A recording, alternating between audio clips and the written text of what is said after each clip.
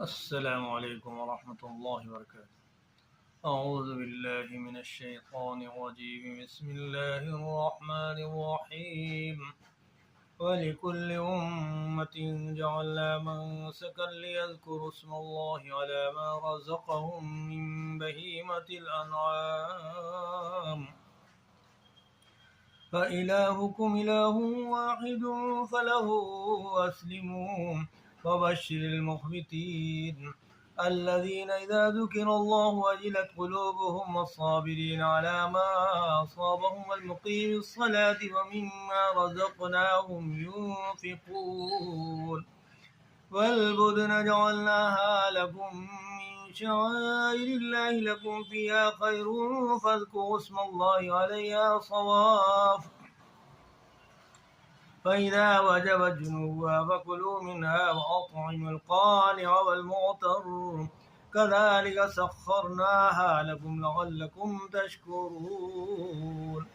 لن ينال الله لحومها ولا دماؤها ولكن يناله التقوى منكم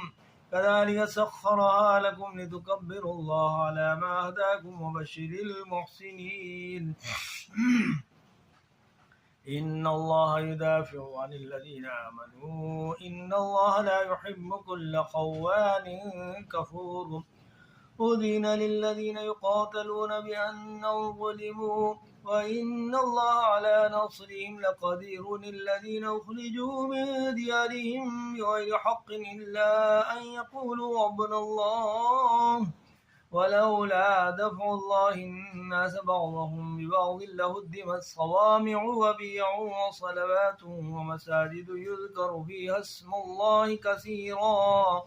ولينصرن الله من ينصره إن الله لقوي عزيز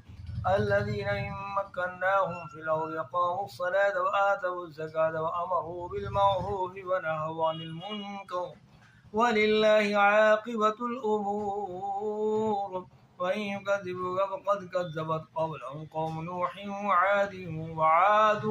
وثمود وقوم إبراهيم وقوم لوط وأصحاب مدين كذب موسى فأمليت للكافرين ثم أخذتهم فكيف كان نكير